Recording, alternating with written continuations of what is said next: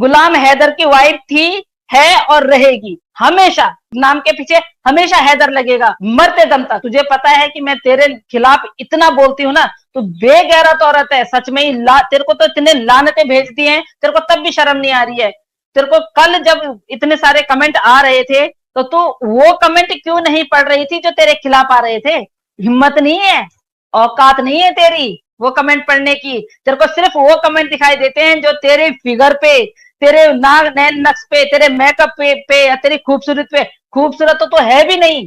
तेरी पहले दिन की जो मैं वो उठा के देखूं ना, और अब कंपेयर करूं, तो अब तेरे पास एक ब्यूटी पार्लर आती है, ब्यूटी पार्लर वाली आती है तेरे को मेकअप करने के लिए, समझी ना? तू क्या सोचती है तेरी एक एक चीज पे नजर रखी हुई है? बता कौन सी तेरी चीज बतानी है? एक एक चीज। कब तू कहाँ कॉल करती है, तेरे पास कितने फोन हैं, तो किसको कॉल करती है, कब कब कॉल करती है? तू क्या सोच रही है कि हम लोग बेवकूफ है इंडिया के लोग तो बेवकूफ समझ रखा है। जब पाकिस्तान से हमारे यूट्यूबर लोग, हमारे जो भाई लोग हैं, और जैसे फियाज सर हैं, और भी लोग बहुत सारे हैं, वो लोग तेरे बारे में जब पाकिस्तान से पता लगा सकते हैं, तो तू तो मेरे से 100 किलोमीटर दूरी पे है।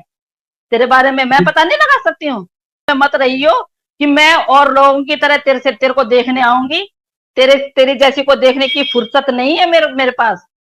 तूने बोला था कि सरिता कटहत ने बोला है कि मैं उसको रैप्टा मारूंगी। रैप्टा क्या, अगर मेरे को इजाजत मिल जाए ना, तो चुटिया पकड़ के मैं पार भी करवाया हूं तुझे। तो उसमें स्टेटमेंट में बोला है मैंने बच्चे अडॉप्शन कर लिए, मैंने अडॉप्ट कर लिए हैं। इसको पता है अडॉप्शन करने की क्या क्या प्रक्रिया होती है, उसमें कितना पैसा लगता है, कहाँ जाना पड़ता है। एक बायोलॉजिकल बाप जब तक हाँ नहीं बोलेगा, ये कैसे अडॉप्ट कर सकता है? और वो भी एपी सिंह जी भी बोलते हैं। एपी सिंह जी ने इतना कानून पढ़ा है, इतने बड़े लॉयर हैं, क्यों लायर बन रहे हो आप?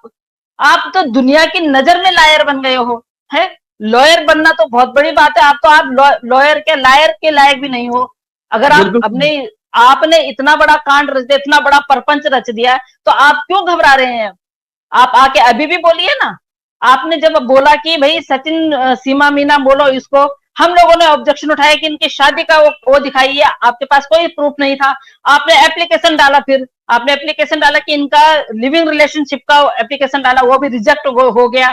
अभी वो गैर कानूनी तौर पे किसी मर्द के साथ में रह रही है, उस पर भी कानूनी कार्रवाई हो सकती है, क्योंकि इनके पास लिविंग रिलेशनशिप का वो नहीं है, ना इनकी शादी हुई है। और अभी 13 तारीख को तो ये बहुत बड़ी खुशखबरी देने वाले हैं। जो बेल मिली है, और जिस तरह से अभी मोहन मलिक साहब जी आए हैं, तो डेफिनेटली वो अंदर तक जाएंगे और वो देखेंगे कि बेल किस उस पे मिली है इसको। और हम भी जानना चाहेंगे कि कैसे बेल मिल गई, क्योंकि जब बच्चे बाहर थे, तो बच्चों को ऑब्वियस सी बात है कि किसी चाइल्ड केयर सेंटर में रख सकते थे, क्योंकि वो उस घर में तो ना तो उस माँ के होते हुए सुरक्षित हैं, वैसे भी वो सुरक्षित नहीं है, क्योंकि बच्चों को जिस तरह से पकड़ा जाता है, हैरेस किया जाता है। अभी 1 महीना होने वाला है, शायद हमने उन 3 बच्चों की शक्ल नहीं देखी है। और जिस दिन से इसको मार पड़ी है, उस दिन से वो छोटी जो बिटिया है, जिसको सचिन किस तरह पकड़ता था अपनी गोद में बिठा के, उसके जो हाथ लगाता था, उसको टच करता था, उसका टच करने का जो तरीका था, वो बिल्कुल भी हमें पसंद नहीं है। तो अभी जिस दिन से ये पिटी है, उस दिन से तो अब वो छोटी बच्ची भी नहीं दिखाई दे रही है कि वो छोटी बच्ची भी पड़ोस वालों के घर में है, कहाँ है। वैसे भी वो तीनों बच्चे हमेशा से पड़ोस वाली के घर में ही सोते हैं। तो ये किस किस उसमें बोल सकती है कि बच्चों के बिना 1 मिनट नहीं रह सकती हूँ? कैसी माँ है? मतलब तो हैदर भाई को जलाने के लिए, या हम लोग जो उन बच्चों को हैदर भाई तक पहुंचाने के लिए इतनी कोशिश कर रहे हैं, तो हमको दिखा रही है, तो हमको मतलब वो कर रही है कि तो बच्चों के। और वो तू ये एक बात और कहती है कि वो उसके बच्चे नहीं है, तो साफ साफ बता दे किसके बच्चे हैं। एक माँ से बेटर कोई नहीं जानता है कि उसके पिता का नाम क्या है, उसके पिता कौन है। तो हैदर भाई को ये बोलती है उनके पिता नहीं है। जो बायोलॉजिकल बाप है उसको तो मना कर रही है, और जो बाप बनने के लायक नहीं है तो उसको बाप बना रही है जल्दी। ये तो बच्चों को अडॉप्ट भी नहीं कर सकता है। जब एडॉप्शन बिल्कुल। करना होता है तो बच्चों से 21 या 22 साल बड़ा होना होता है बाप को। सनातनी हम हैं, सनातनों को तूने तूने तूने ठकुराइन बनने की कोशिश की ना, तो एक बार तो ठकुराइन बनने की डेफिनेशन बताइयो, और अपने भाई एपी सिंह को पूछना क्या उनको ठकुराइन का डेफिनेशन आती है, फिर मुझसे बात करियो। गुलाम हैदर की वाइफ थी, है और रहेगी हमेशा। नाम के पीछे हमेशा हैदर लगेगा मरते दम तक। अभी मैं मोमिन साहब को ये बोलूंगी कि जिस तरह से नोएडा पुलिस ने उनको फेवर नहीं किया है, तो कल की मैंने एक स्टेटमेंट सुनी है परमार जी की। तो परमार जी अगर सच में उन्होंने अगर ईमान धर्म से बोला है, एक नेता है वो सीमा हैदर को जो वहां ले जाना चाहते थे, उन्होंने झूठी जो एप्लीकेशन वगैरह डाली जिसमें सीमा हैदर का नाम कहीं नहीं था, सीमा सचिन मीना का नाम कहीं नहीं था, उन्होंने वो डाली। पर उन्होंने अभी कल श्रावणी जी के चैनल पे आके अगर ये बोला है कि अगर उसका वीजा नहीं लगता है हैदर भाई का, तो उनका वीजा भी वो लगाएंगे। तो मैं अब ये चाहती हूं कि इस केस में जहां पे भी मलिक साहब को जरूरत पड़ती है तो उनको सामने से आना चाहिए।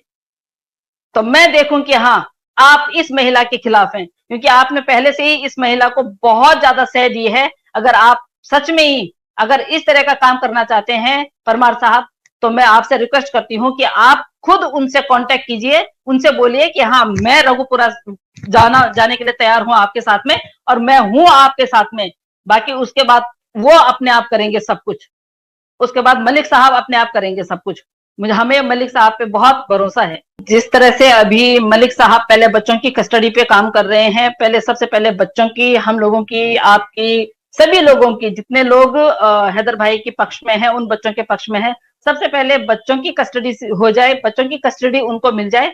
तो उसके बाद तो इस बच्चों के बाद तो इसका वजूद ही नहीं रह गया ना। बच्चे वहां चले गए तो ये किसी की काम की नहीं है, क्योंकि बच्चों की वजह से ही इसको इस्तेमाल किया जा रहा है। उसके बाद तो इसने जेल में चले जाना है और बहुत जल्दी शॉर्ट आउट होने वाला है।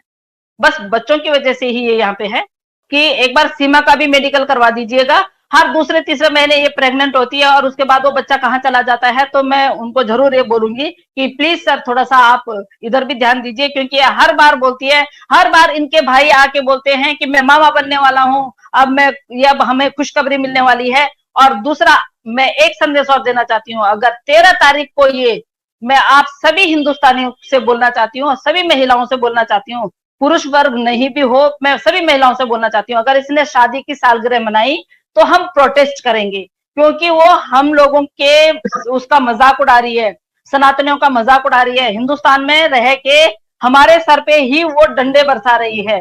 तो अगर ये इस तरह का कोई कांड होता है तो बिल्कुल प्रोटेस्ट करेंगे। अगर हम जमीनी स्तर पे नहीं जा सकते हैं तो हम सोशल मीडिया के द्वारा इसका जीना हराम कर देंगे, और बिल्कुल भी ये जो गैर कानूनी इसके साथ में रह रही है, इसके खिलाफ हम आवाज उठाएंगे। और सभी से निवेदन है कि सभी ये प्रोटेस्ट करें। इमीडिएट नहीं आए हैं और ये इमीडिएट इनका वकील नहीं बने हैं, ये पिछले 4 सालों से एक दूसरे से रास्ते में थे। जिस तरह से उनके इतने स्टेटमेंट आते हैं कि सीमा हैदर पिटती रहती थी, सीमा हैदर को 4 साल से वो भाई सोशल मीडिया पे पीटते रहते थे। भैया वो तो अब यही है ना, क्योंकि वो 4 साल से सऊदी में थे, अब वो फिजिकली आके पीट तो सकते नहीं थे, उनके पास कोई ऐसी टेक्निक थी कि वो वहां से पीटते थे इसको, जो भी है वटेवर वहां का जो भी है।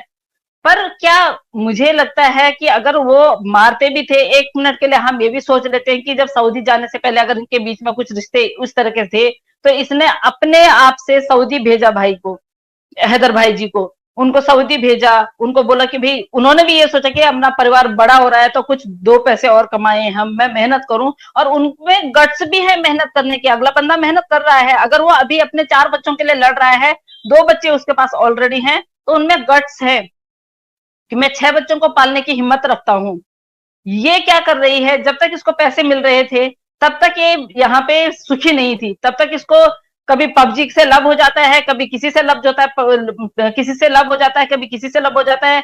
फिर इसकी दास्तान, जो इतनी 4 साल पुरानी दास्तान है, वो कंठस्थ मुखाग्र हमारे एपी सिंह जी को बिल्कुल याद है और उनको पता भी है। तो मैं तो एपी सिंह जी को पूछती हूँ कि एपी सिंह जी, अगर आप में जरा सी भी इंसानियत है, हम आपको बहुत पहले से जानते हैं, निर्भया कांड से जानते हैं, वहां पे भी आपको लानतों के अलावा कुछ नहीं मिला, और आप जिस भी केस को लेते हैं, क्योंकि जो परमार जी हैं, राजवर्धन परमार जी, उन्होंने भी जो कल स्टेटमेंट दी है उसके अकॉर्डिंग मैं भी देती हूँ, एज ए सोशल वर्कर मैं भी देती हूँ। मैंने आज तक आपका नाम कभी ऐसा नहीं सुना कि किसी अच्छे केस में आपने अपने आप को इंक्लूड किया होगा। आपने हर ऐसे केस में अपने आप को इंक्लूड किया जो केस आप कभी जीते ही नहीं। आज तक मेरे नजरों में आपने कोई केस नहीं जीता। आप कहते हैं किसान आंदोलन, तो वो छोड़ दीजिए। किसान आंदोलन जो है, वो लोग अपना ही शॉर्ट आउट कर लेते हैं, आपकी जरूरत ही नहीं पड़ती है उनको। क्या जिस दिन सीमा हैदर 4 साल पहले सीमा हैदर का डाइवोर्स हुआ था, आप क्या वहां वकील बन के गए थे? 4 साल तक अगर हैदर भाई ने कमा के उनको नहीं दिया था, तो क्या आप उनकी फैमिली को पालते थे? उन 4 बच्चों के गार्डियन आप थे, और आप अगर उनके गार्डियन थे तो किस बिहाफ पे थे, आपको ये भी बताना पड़ेगा। क्योंकि जब सारी पूछताछ होगी तो 4 साल पहले का आप ब्यौरा दे रहे हैं, 4 साल पहले की आपको फिर सारे सबूत भी देने पड़ेंगे।